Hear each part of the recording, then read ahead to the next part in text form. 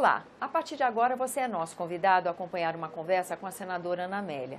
E nós vamos conversar sobre temas que estão na pauta da semana, temas importantes que não só foram objeto de discussão durante essa semana, que termina agora, justo hoje, quando estamos fazendo essa gravação, mas são temas que vão estar presentes nos debates dos próximos dias. Principalmente, por exemplo, na Comissão de Constituição e Justiça, onde dois projetos importantes estão ali em debate, foram pedidos vista, mas o debate continua. Veio até para o plenário do Senado Federal, hoje, nesse dia em que gravamos, por exemplo, quando o senador Roberto Requião, que relata o projeto que diz respeito ao abuso de autoridade, por exemplo, trouxe a questão a plenário, o debate, a gente já sente pelo próprio debate no plenário, que na comissão a expectativa é de muita troca de ideia, pelo menos, né? Mais debate ainda, né? Muito, Tânia, muito mais debate. Na verdade, o que eu até, aproveitando a presença do senador Requião, que é o relator, no sentido de uma dúvida e um risco, eu diria até mais risco do que dúvida, em relação ao texto que ele produziu.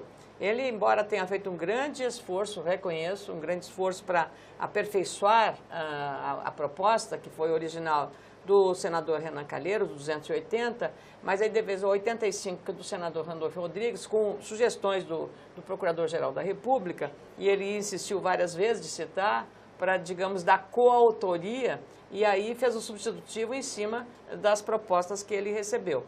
O substitutivo é um outro projeto, né? Não deixa de ser original para ser um terceiro, tema, por isso mas substitui o original. Então, esse substitutivo do senador Requião mantém dois aspectos que são perigosos. Uma é uma pegadinha.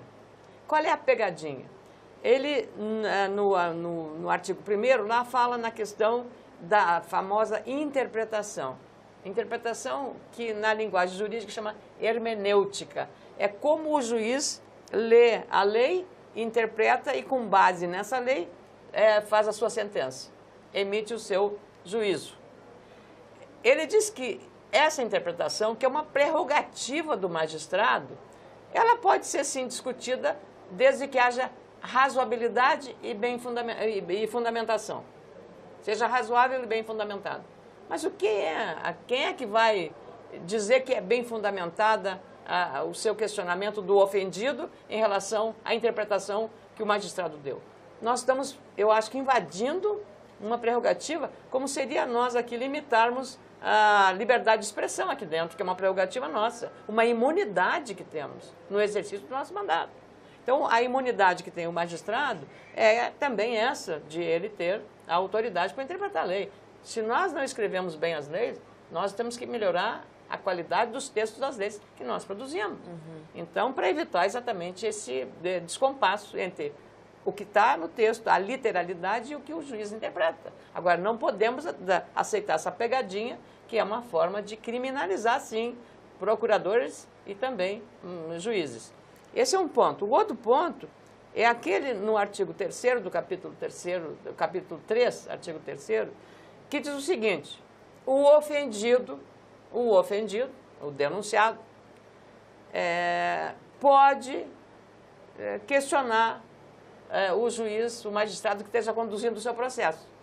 Dizer, não, eu não acho que não está certo, digamos, Eduardo Cunha, ex-presidente da Câmara, que foi cassado o mandato pelos próprios pares. Então, ele perdeu o foro privilegiado. Então, ele está lá na instância do Sérgio Moro, que é juiz federal. Está lá sem foro. Porque se ele tivesse foro, ele ia para o Supremo. Ia para o Fachin. Não, mas ele ficou lá no Sérgio Moro. Então, ele pode, se esse projeto for aprovado, questionar a atuação do Sérgio Moro no seu caso. Ele não está agindo bem, ele está sendo, digamos, parcial no julgamento comigo. Mas é uma visão subjetiva. E isso aí pode o quê? Procrastinar, criminalizar o magistrado, que vai se sentir inseguro, intimidado, cerceado na sua prerrogativa, que é fazer o julgamento adequado. Então, esses dois itens, para mim, são bastante perigosos se for mantido no texto do relator, que foi a leitura que ele fez nessa última quarta-feira. Agora, está na Comissão de Constituição e Justiça e há um pedido de vistas, né? Nós vamos ter que decidir agora, porque é uma vista coletiva. Não, coletiva. E aí tem prazo? Não, nós temos que decidir na comissão. A comissão poderá, evidentemente, porque tem uma regra muito influente, poderá trazer isso imediatamente para o plenário. É uma tendência, a senhora acha? É uma possibilidade. É uma possibilidade. É uma possibilidade bastante notável, né, em relação a isso. E outra pauta que está também na Comissão de Constituição e Justiça que chama atenção é a questão do foro privilegiado, né? Exatamente, esse é um ponto importante. Acho até que nós tínhamos que ter a pressa para decidir o foro primeiro e depois decidir o abuso de autoridade. Uhum. E acho até que nós tínhamos que nos preocupar mais com o abuso da corrupção do que com o abuso da autoridade, né? Porque senão nós estaríamos invertendo a ordem das coisas. Mas tudo bem, vamos trabalhar conforme o calendário que está na comissão e em seguida, ou junto, paralelamente, discutir na Comissão de Constituição e Justiça o relatório que já está pronto do senador Randolfo Rodrigues, que é o projeto do senador Álvaro Dias, que trata da questão do foro privilegiado.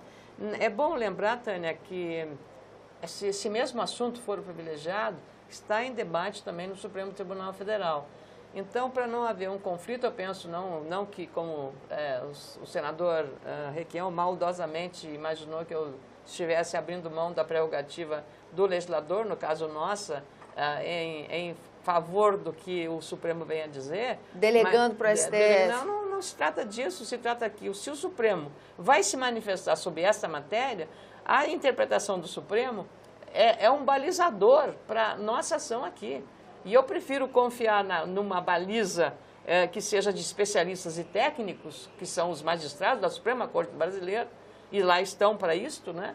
É que nós tenhamos exatamente um equilíbrio na elaboração. Se nós fizermos uma lei que vai ser contrária ao que o Supremo diz, essa lei vai ser questionada sobre a sua constitucionalidade. Então, não se trata disso, se trata apenas de uma coisa básica, senso comum. Senso comum em relação a isso. Quer dizer, o Supremo está julgando, foi marcada a data, 3 de maio, vai ser julgado no Supremo Tribunal Federal a restrição de foro. Quem vai ter foro? Porque senão, se você põe todo mundo com foro privilegiado, o Supremo vai ficar o tempo todo tratando só de atender isso, porque só na Lava Jato quantos são os denunciados com foro?